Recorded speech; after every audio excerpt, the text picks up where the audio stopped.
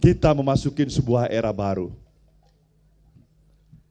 Dan ini dapat saya katakan telah dimulai sejak awal terjadinya era reformasi 17 tahun yang lalu.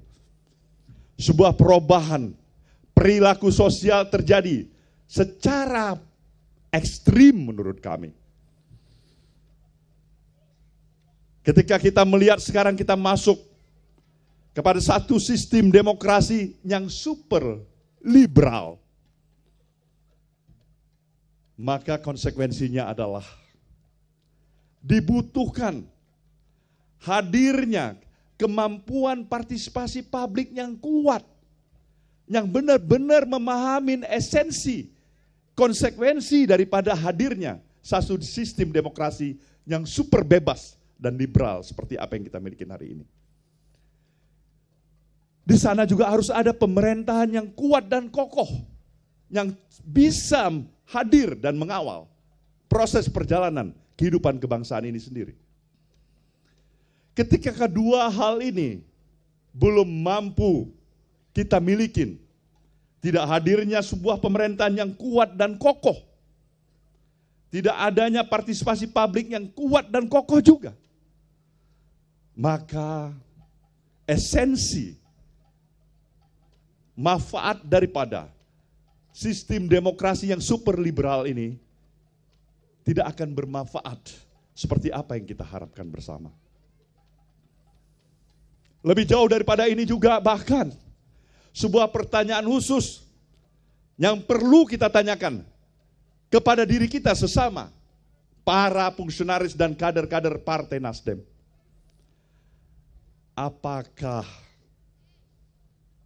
sistem demokrasi liberal yang kita miliki saat ini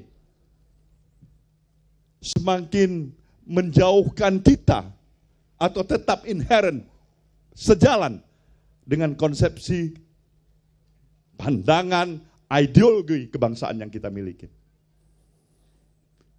Apa yang kita kenal dalam Pancasila itu adanya sila keempat, kerakyatan yang dipimpin oleh hikmah, kebijaksanaan di dalam permusyawaratan perwakilan.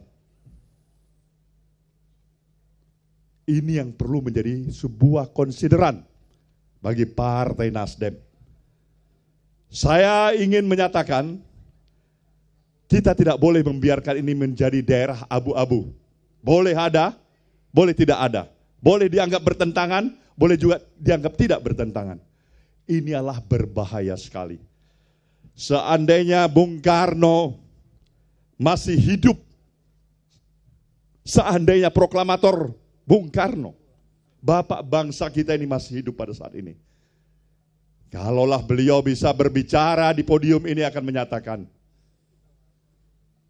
kita sebagai satu bangsa harus kembali kepada real seutuhnya pikiran-pikiran Pancasila yang sejatinya, saudara. Kita harus kembali kepada realnya Pancasila itu. Demokrasi ya demokrasi Pancasila itu. Bukan demokrasi yang seperti ini. Ketika kita mau mengharapkan adanya mengedepankan musyawarah mufakat, kebijakan di dalam perwakilan, tidak mungkin dalam sistem demokrasi seperti ini. Sistem demokrasi yang seperti ini mengedepankan apa yang saya katakan, kapitalisme, materialisme. Dan itulah sistem demokrasi yang ada pada saat ini, saudaraku semua.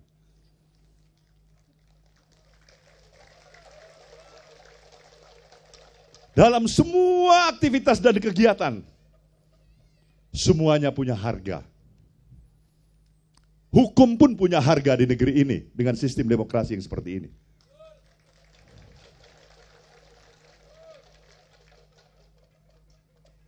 Inilah yang harusnya menjadi konsideran bagi kita. Ada kegalauan Dari siapapun anak-anak bangsa ini yang masih bisa berbicara dengan nuraninya yang jujur, ada sesuatu yang salah. Kita semakin terjebak kepada pendekatan-pendekatan yang mengedepankan transaksional, materialisme. Pilkada di seluruh Indonesia, percayalah pada saya, bagaimanapun hebatnya pasangan kita, pikiran-pikirannya, gagasan-gagasannya, niat baiknya, idealismenya, tapi dia akan berhadapan dengan tantangan realita yang ada. Dia akan bisa setiap saat dikalahkan oleh kepentingan-kepentingan transaksional, pragmatisme, saudaraku semuanya.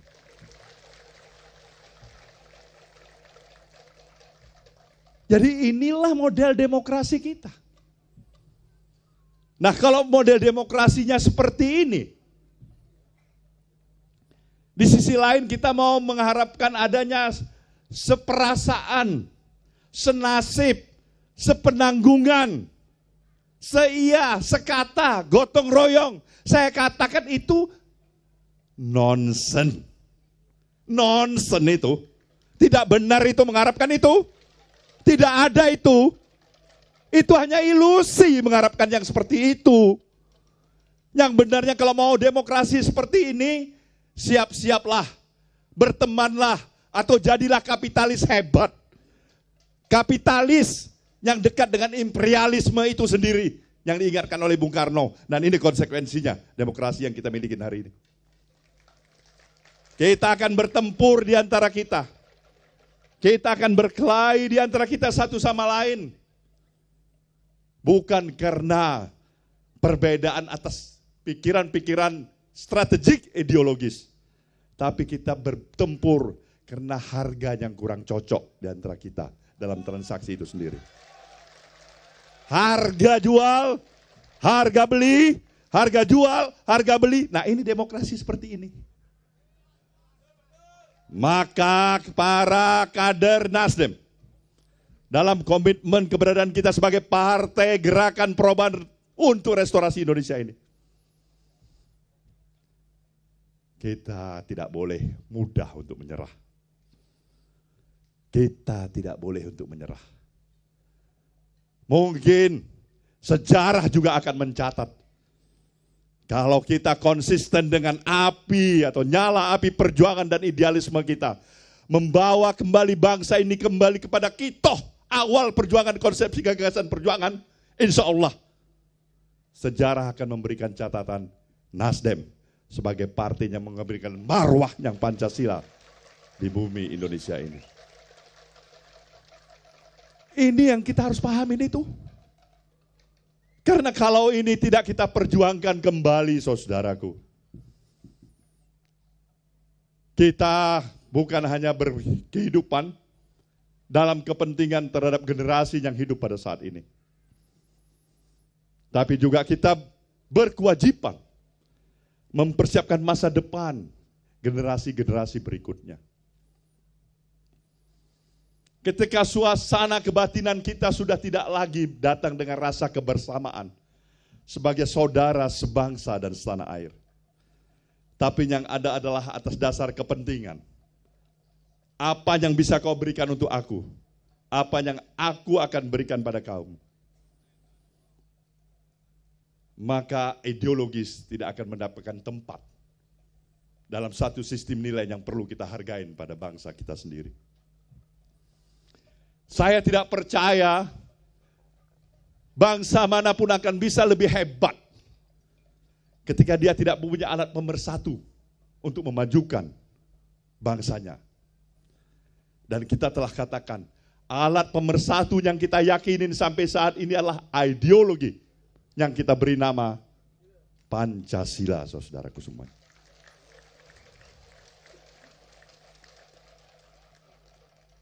Ini jugalah yang pada akhirnya ketika saudara tua kita dari Partai Demokrasi Indonesia Perjuangan datang bertemu dengan saya di kantor Dewan Pimpinan Pusat Partai Nasdem untuk mengajak bagaimana PDI Perjuangan bersama Nasdem menggusung satu calon presiden yang bernama Jokowi, saudaraku semuanya.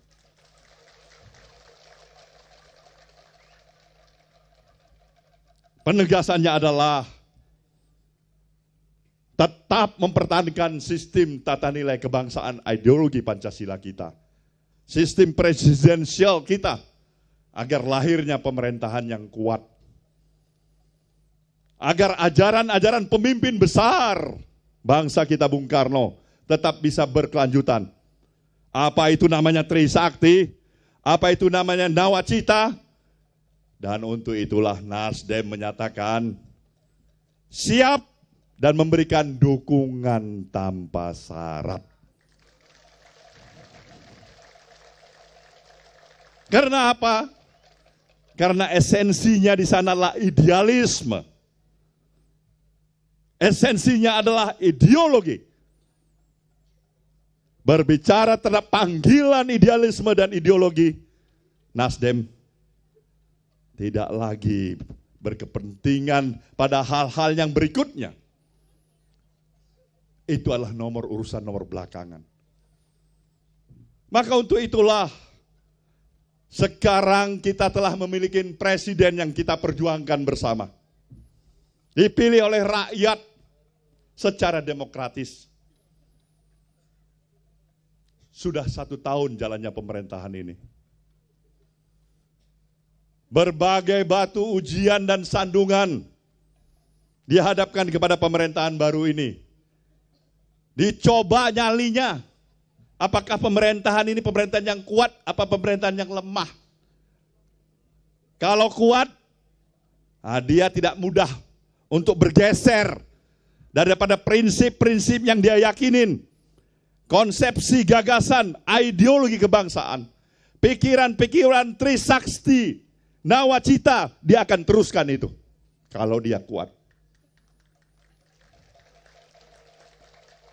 Kalau dia mulai melemah, dia akan berkompromi dengan berbagai macam-macam masalah. Nasdem sebagai sahabat pemerintah yang didukungnya adalah tetap sahabat yang setia. Sahabat yang setiap saat akan mengawal segala kesulitan dan hambatan yang diperlukan oleh sahabatnya untuk ikut mengatasinya bersama. Sahabatnya harus juga memberikan koreksi jika diperlukan. Bahkan tamparan seorang sahabat kita berikan karena kita menghindarin ciuman seorang pengkhianat.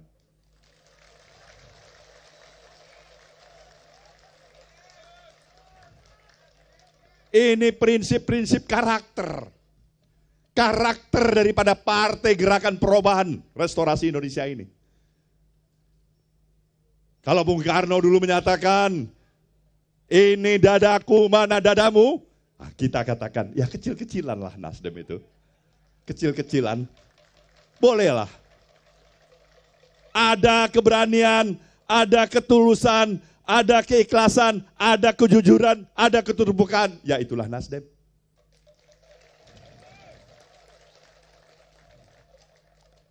Inilah karakter. Karakter yang juga kita tawarkan di dalam perubahan cara berpikir bangsa kita ini. Untuk memulai sebuah gerakan perubahan diletakkan. Dia harus dimulai dari diri kita masing-masing. Tidak mungkin kita akan bisa mendayagunakan semua anugerah yang maha kuasa yang telah diberikan kepada kita. Dengan sumber daya kekayaan alam kita yang hebat tadi, positioning geografis kita yang luar biasa. Kalau tidak ada kemampuan, daya nalar kita yang menyertainya. Maka kenapa Undang-Undang Dasar 1945 memprioritaskan sektor pendidikan adalah merupakan sektor yang diprioritaskan dan didukung sepenuhnya oleh anggaran belanja negara yang cukup tinggi. Pemikir-pemikir kita tahu sumber daya kekayaan alam yang hebat itu tidak ada arti apa-apa. Bahkan tidak mungkin menghantarkan kita menjadi bangsa yang sejahtera, berkemakmuran dan berkeadilan. Kalau ilmu pengetahuannya kita, kecerdasan kita, intelektualitas yang kita miliki tidak mencapai ke tahapan prasyarat yang dibutuhkan untuk itu. Kita harus membangun kembali kemampuan bagaimana membangkitkan spirit semangat pengenalan diri kita secara jujur. Berpikir secara positive thinking. Bukan sebaliknya negative thinking. Begini besar bangsa ini menghadapi tantangan global dunia.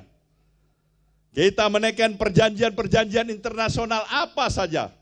AFTA dan seterusnya itu. Tetapi kalau kita tidak berpijak pada realita kondisi yang real ada di diri kita sendiri sebagai satu bangsa, nanti kita bisa tersesat. Kita terlalu sombong, seakan-akan kita mampu segala-galanya. Sama dengan kesombongan kita menjalankan sistem demokrasi yang super liberal ini. Tapi karakter kita masih karakter yang sebetulnya feodalistik. Ada paradok di sini. Nah, Nasdem harus membuka ini semua. Memberikan spirit baru kepada bangsa ini. Mengajak seluruh komponen bangsa. Sudah waktunya kita untuk kembali memperkuat silaturahmi di antara kekitaan.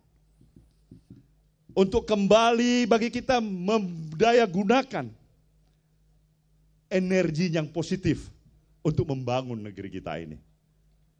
Kita tidak boleh lagi membuang energi positif itu secara percuma dengan menampilkan energi yang negatif. Kita membutuhkan suasana keindonesiaan yang hangat, yang bersahabat, yang lebih berterus terang di dalam semangat kekitaan. Maka fungsi peran institusi-institusi resmi haruslah dijalankan sebagaimana mestinya. Lembaga legislatif kita oleh undang-undang memang dititahkan sebagai lembaga legislatif yang berperan dengan fungsi peran tugas sebagaimana mestinya. Di sana ada check and balance di antara peran legislatif dengan eksekutif. Di sisi lain ada lembaga yudikatif yang bisa memberikan rasa keadilan bagi tuntutan keadilan dari setiap warga negara bangsanya. Tetapi ketika kita melihat ada upaya-upaya yang diperankan oleh kawan-kawan yang duduk sebagai anggota legislatif, tapi mematut-matut dirinya juga bisa berperan sebagai pimpinan ataupun lembaga eksekutif, saya pikir itu perlu dikoreksi.